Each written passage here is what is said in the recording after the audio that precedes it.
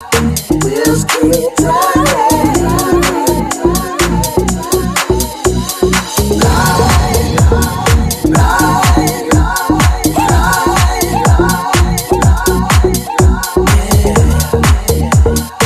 Wheels keep turning.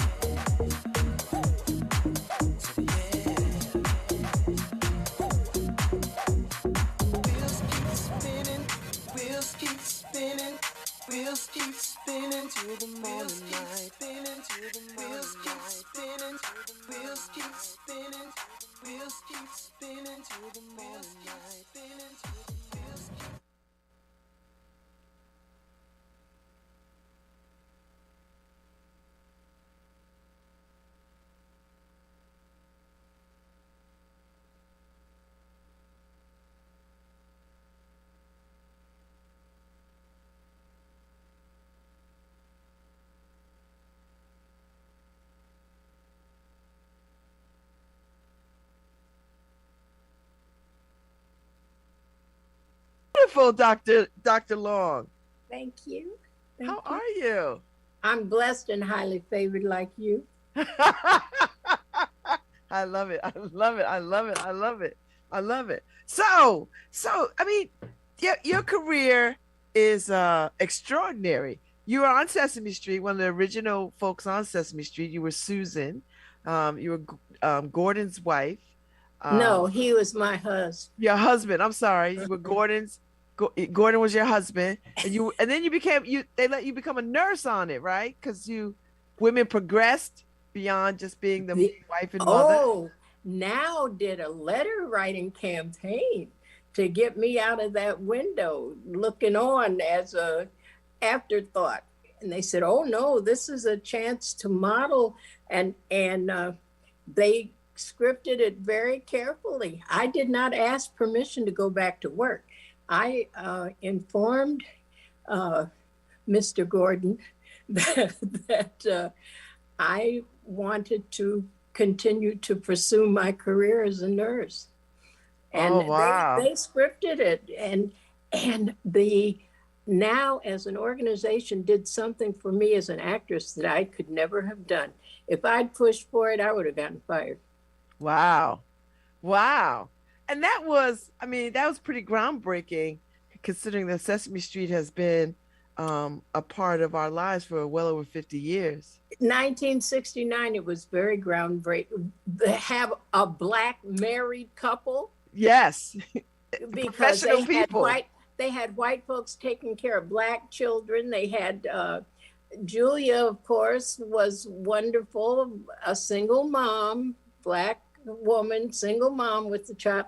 So to have us identify as a married couple and identify as he was taught science and I'm a nurse. So identify as people with careers. There were a lot of things that we just slugged it out. And it was a coming together of the right folks having the right vibe at the right time. It really was. 1969. See, people don't even think of it as extraordinary now. It's been around. And I raised so many folks that the show's on, it's like fourth generation of people, you know. When I met the first lady, I thanked her mother for putting the first lady in front of the TV. And I said, of course, we didn't know she was a first lady then. And she said, neither did I. I was getting ready to go to kindergarten. I said, thank you very much. Listen, my mother said I learned how to read on Sesame Street. So look at that. Look how good you turned out. Well, thank you very much. Thank you very much. So yeah, so I understand the value of good children's programming. That is, y'all were equitable and inclusive before it was even thought of. We didn't even have a name for it.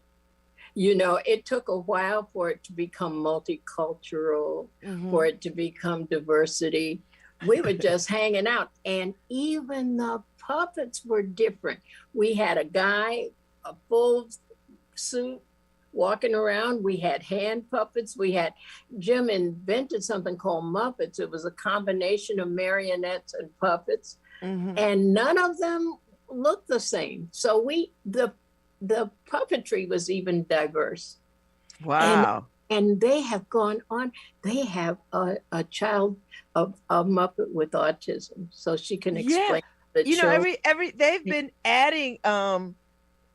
adding character puppets that speak to these times, right? They had a young boy whose father was in prison, Incarcerated. That's right. Yes, they had Spanish speaking puppets. They had Asian. They had in Africa. They had a child with AIDS. Yes. I saw that too. So that's pretty remarkable. So while you were doing Sesame Street, Dr. Long, when did you pursue your education? Like, how did you? My day off. And I'm so glad I did it then. I just think about it and think, oh, thank you, Jesus, that I did it when I had that kind of drive and momentum. Fridays were Muppet Day. And so if you weren't in a Muppet piece, they took over the whole studio because Jim was so busy. He had shows all over the world. And so for him he took the whole Friday. And if you weren't in any of the bits, that was an automatic day off. So I was invited. Your friends get you into such stuff.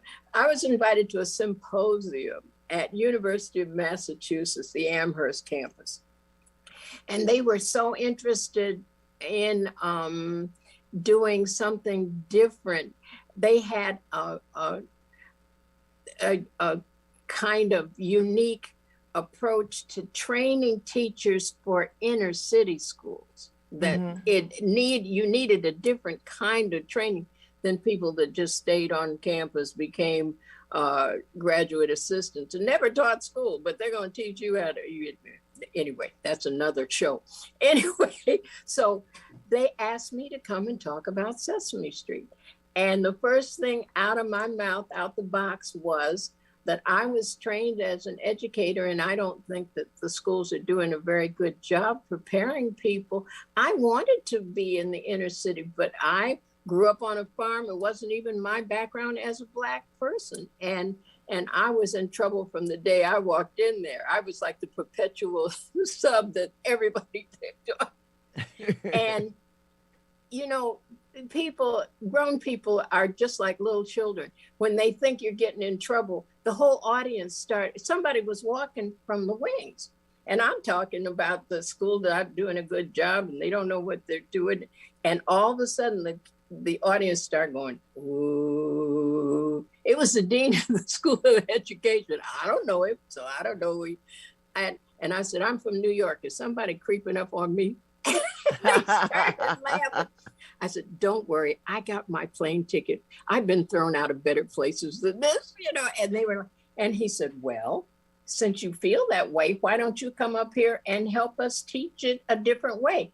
And I didn't have no better sense than to say yes. I said, okay. So my doctorate was performance-based. I taught 2 classes, video and the classroom teacher. I talked about how to utilize our show in the classroom and for parents, and I got course credit for it. And then I did another independent study, and that was the basis of my doctorate. And I wrote on Sesame Street, a space-age approach to education for space-age children. And the dean of the school of the graduate school, a Black woman, first lady, her husband was a pastor, and she said, Loretta, I'm committed to see you through. Well, see, you don't even have enough sense to know what that really means, but she really was. And when it came time to defend my dissertation, she said, go have a cup of coffee. You know more about Sesame Street than anybody in this room. What are they going to ask you? So that's how I got my doctorate. I love this. This is a great story. This is a great. So do you spend time between both worlds of theater, acting, and education stuff?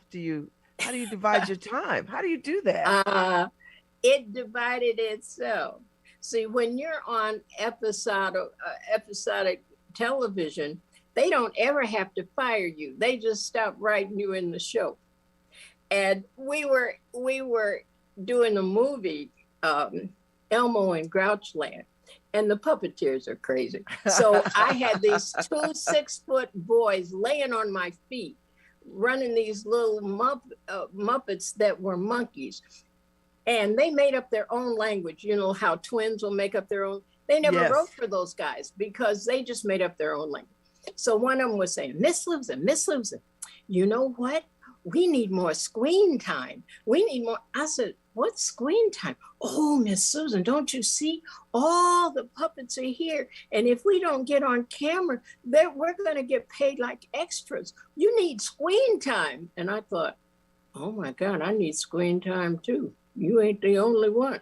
Oh. So it began to dawn on me that I needed more screen time.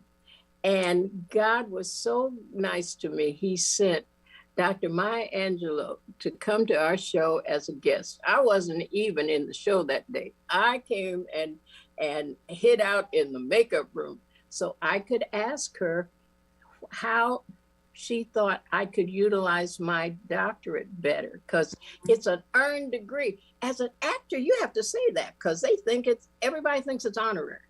And the first thing out of my mouth is, I took the Peter Pan bus to Hartford and then to Springfield.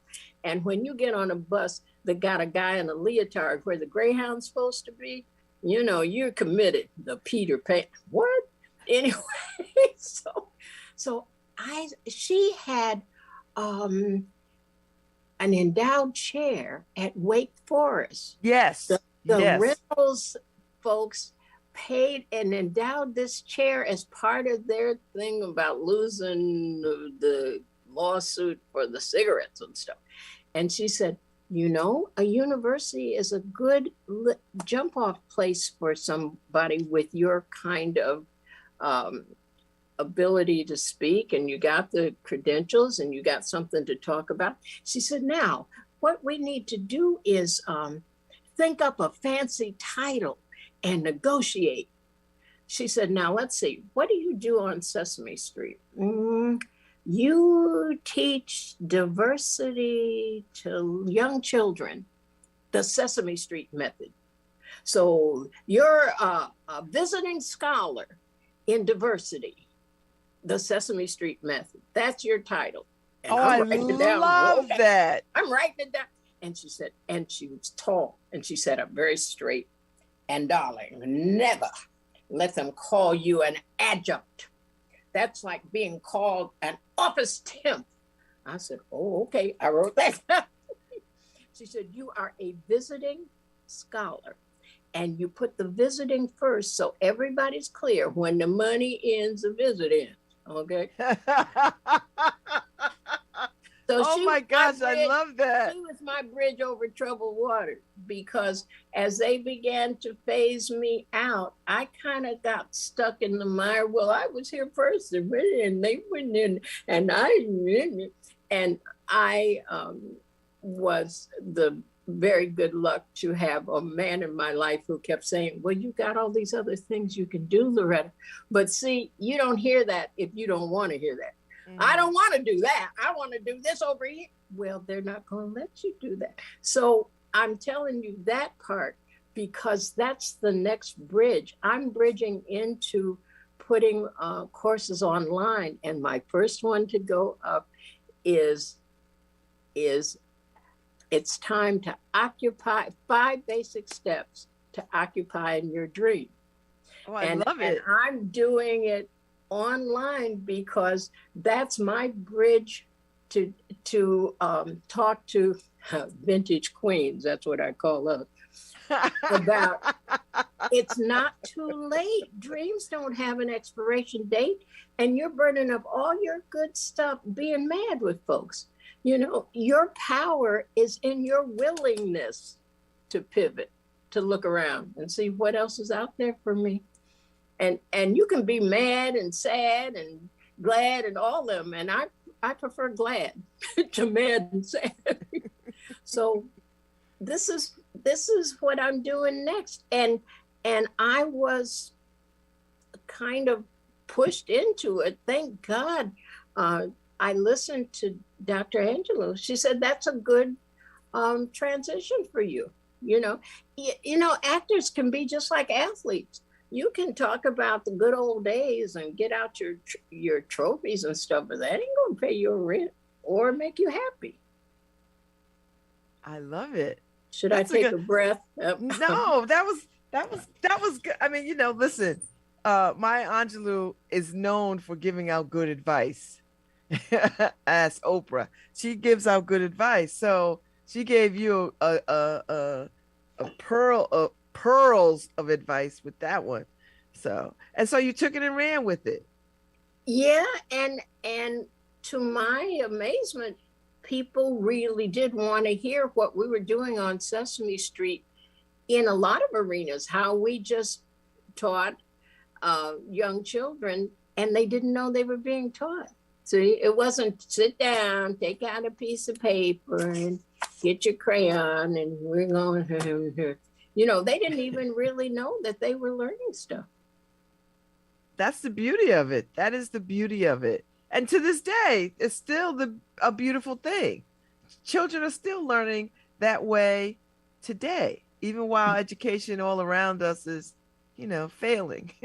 Well, we're going to do something about that. I have a whole passion for pushing kids back to the printed page, because I'm not throwing no shade on young parents, but they should stop giving them their phone to play with instead of talking to them, you know, because I saw a little kid, they had a book and they were doing like this. They couldn't figure out why the page wouldn't move. Oh, Lord, that child doesn't even know what a book is, you know. So I am very excited about doing family literacy. Okay. And parent engagement. And I just happen to have my book with me. Oh, put it up. Let's see. Yes. This is one of my books. And this book is from Paw Paw, my little farm town I grew up in, to Sesame Street, My Journey. And I made it like, Scott Album, who designed the book, I walked into him with a pile of pictures talking about, I want to do a children's book. And he came up with the concept to make it look like, you know, a scrapbook. Yes. That I was keeping people into what I was doing, and I'm in New York and I'm auditioning, and so the interesting first page is of us on our farm and somebody said, "Who's that little boy?" I said, "That's me." Ain't a boy. That's me with my hair braided so it wasn't flying all over my head, because white folks didn't know about black people's hair back then. So my mother battened it down, and I wore braids over my head all the way to junior high. I didn't get to have free hair till junior high. And this is me in the cucumber field. My father found out they would give you free seed if you would plant it, and then they'd buy the cucumbers back from you. Well, Daddy had a day job. It's Mama and the kids harvested this 20 acres of free cucumber. And they paid you by the pound, but the only one that made money is the sweet pickle. And it's about the size of your little finger. And you have to have a bunch of them to get 100 pounds. The cucumbers that we see in the grocery store, they wouldn't even take them. We had to feed them to our hogs. So I use mine for a microphone. So I'm out in the field singing. And Mama said, "Put that cucumber in that bucket and come on here, girl." Anyway, so I want little kids to tell about themselves, and my whole family literacy project is every family has a story. Mm-hmm. And I want to send the youngest to interview the oldest, because our families go on to heaven with all our stories if we don't get them told. They're always trying to tell us, "Oh, there go Grandma with that story again about how she walked to school with the boot and the shoe," and I want them to respect those stories and get your iPhone or something and record them and just talk to the seniors before they leave with all our family stories in them. Family literacy. I think you're absolutely, that's such a wonderful project. That'd be good for people to do, especially around when people gather with, because everybody can't gather with their family all the time. So they do it around the holidays, like Thanksgiving and Christmas and maybe Easter. And sometimes they do it at funerals and stuff. Yeah. But they all, after everybody cries and eats, they always begin to tell the stories, So that's when you really get that meat, because they want to laugh, so they begin to tell the stories on the person that's gone on home, Yes. So that's a lovely way to do that. My father graduated to heaven at 98. Whoa. He was born on a homestead in Kansas with no birth certificate. And he lived long enough to see a black man in the White House. That's the arc of his life. And my brother is really our family historian. And he spent 3 years basically talking to Daddy and taping it, and then handed me the tapes and said, "Okay, do something with this." So Daddy made us promise that we would tell our family story, because we're homesteaders who homesteaded in Nicodemus, Kansas. And in 1877, emancipated slaves chartered their own town. And the Buffalo Soldiers were billeted there. There's a whole bunch of history about the West and Black people that hasn't really been told. My father hated Little House on the Prairie. He would go into a rant. "Well, where are the Black people? Where are the Chinese? You act like the only people that came out west were white folks in Constantinople." I said, "Yeah, Dad, calm down." So the Chinese, do you know how long we've been eating Chinese food? They ran the Chinese there to blast the holes in the rockets because they knew dynamite, and they wouldn't eat the other people's food, so they made their own food, and it smelled so good everybody made them chuck wagon guys, and they'd be cooking in their silks with a braid down their back. I said, "Okay, Daddy." So that's our personal assignment. But that's what made me think every family has a story. Yes. So what do you make of Juneteenth? Because you're from the part of the country where I'm from I'm from Michigan. Juneteenth was Texas. Okay. That's Okay. where they finally told the folks they were free. Yes. So you're from Michigan? Yeah, I'm from Michigan. Well, Uh, I was born in Kansas because that's see, what I thought. I thought you said yeah, you were born in Kansas. I was born in Kansas. My great grandparents that went to Nicodemus were in Kentucky. They were horse people. Okay. They broke horses. Great granddaddy was a blacksmith, and he made surreys and wagons, and 6 of the first jockeys of Kentucky Derby were little black stable boys that lived with those crazy thoroughbreds. They would bang their head against their stalls and stuff, so these kids would live with them. And so that's why jockeys are so small. They were little boys. Mhm. The first 6, you do the history, the first 6 jockeys of Kentucky Derby were little black stable hands who took care of those horses. Yeah. And the thing was, great granddaddy let 2 pastors in the pulpit who could read, and they read the Homestead Act to the congregation. And they told them they could get a 160-acre homestead. They had to stay on it for 5 years. They called it proving up. They had to put in a crop, build buildings, and keep it. They stake their claim. Well, wasn't nobody gonna take nothing from some former slaves. So they roll up on them and they're in trouble, thinking they're gonna take something. So they chartered Nicodemus in 1877. And the Buffalo Soldiers were billeted at Fort Riley, Kansas. So Daddy was born on a homestead in Kansas, but eventually his older brother came to Chicago to do better, and Daddy followed him and loved Michigan because there's so many lakes to fish and everything. So that's how I ended up. I wasn't born in Michigan. I was born in Kansas. Mm-hmm. So do you still have roots in Michigan? I still have the original. I have 30 of the original 40 acres. I kept it. Really? Mm-hmm. That's Daddy, interesting. When Mama went on home to be with the Lord, he got very sad and said he couldn't live in that big old house full of her memories, and he was going to sell it. And I laid on my face. I said, we have too much tears and sweat in this land. I can't see it going to a stranger, and I'm an actor. I didn't have that kind of money. And God gave me a plan. He said, get borrow against the property, buy your father a prefab house, deed him 5 acres, put him in his new little house, and you keep the rest.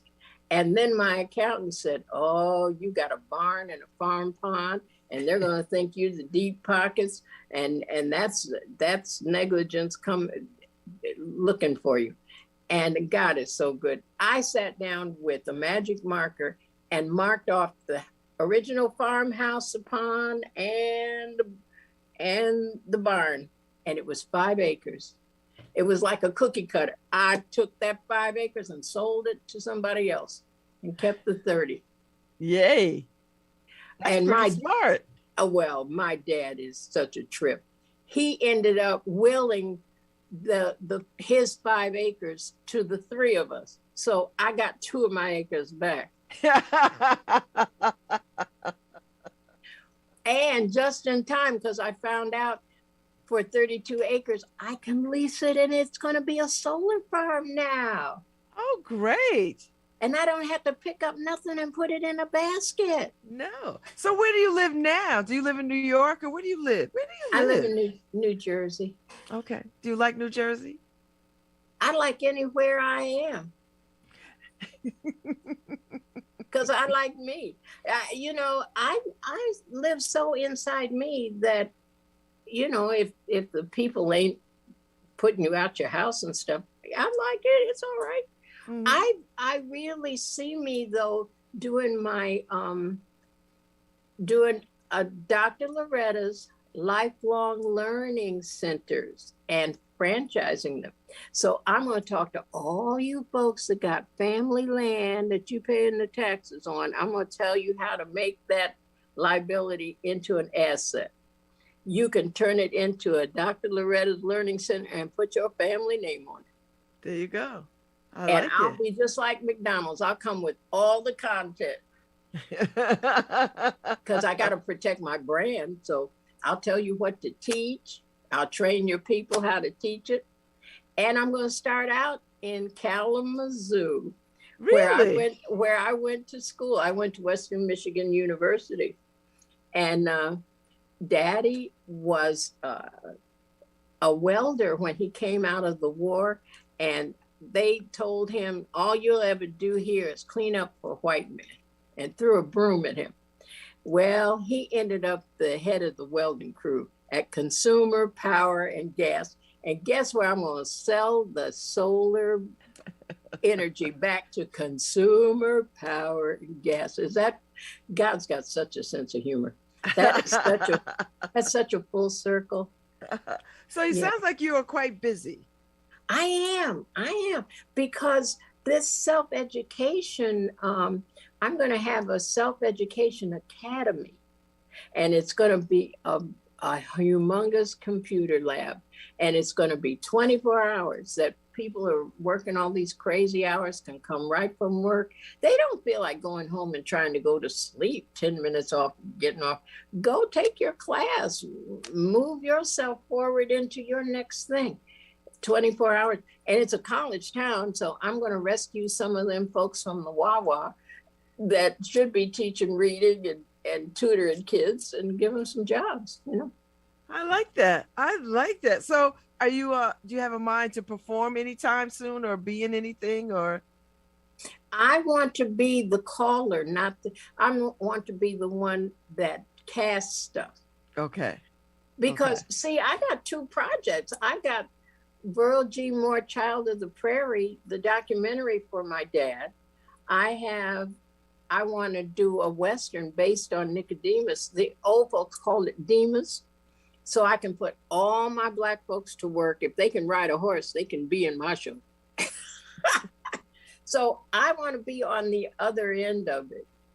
I don't need to sing and dance no more. I like to point. That's what directors do. They point at you. That's all they do. Pick up that phone. Talk. I think I'm inspired to that too. I want to point. Yeah. I'll be the chief pointer. Oh, I so enjoyed this conversation, Dr. Long. I hope you come back and keep me abreast of what are you doing. You hope I come back? Ain't you the one that points? Can't you point at me and say come back? Come back. Come back. You don't have to hope. Just point. Point. Come back. I enjoyed this very much. I enjoyed this, and I want to stay in touch. And I am quite interested in Blacks in the Midwest. So that's a wonderful thing. We are really west, because Kansas is on the other side of the Mississippi. Those folks from Kentucky had never seen the Mississippi River. Do you know how brave that is? That would be like me saying, hey, girl, I understand there's a space station out there somewhere. Meet me in Florida. They're going to blast off, and we'll go out there and see, can we find it? What? I mean, they'd never seen the Mississippi River, you know? They were just going. My great-grandfather said something that changed the DNA of my family. After hearing about the Homestead Act, he said, this sharecropping just sounds like new slavery to me. Same old people, and they're meaner than they ever were.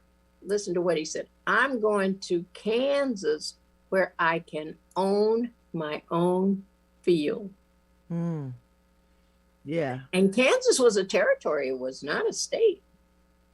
Yeah. That's some the former slaves laid the railroad from Chicago to Kansas to get the cows to come back to the slaughterhouse. They had to lay the railroad. That's why Daddy was saying that the Chinese were the chuck wagon, because they knew how. They had dynamite to blow the into the Rocky Mountains to lay the railroad. It's interesting. It is. It is. Yeah. So that's our family. I'll tell you one family story. The men from Nicodemus Colony had to go work on the railroad to amass some money for seed, to buy a horse or mule, to pull a plow, they needed the tools to actually do the farming. So the men all gathered up and went this 35 miles to work on the railroad, leaving the mothers and the children.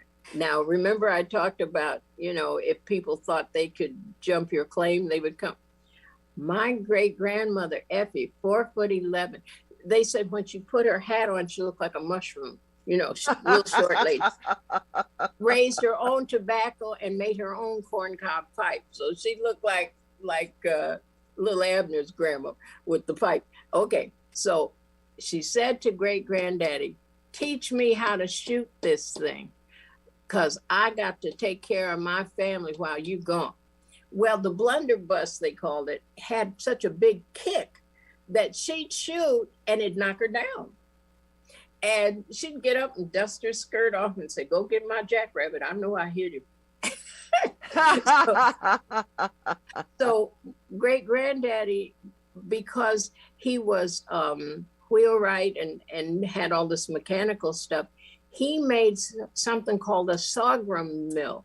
They raised sorghum, it looked like sugar cane, and you squeezed it out and you boiled it down and it became molasses. Yes. Okay, so nobody paid for anything, they bartered. So you had to leave one jar of molasses as your payment for using the sorghum mill.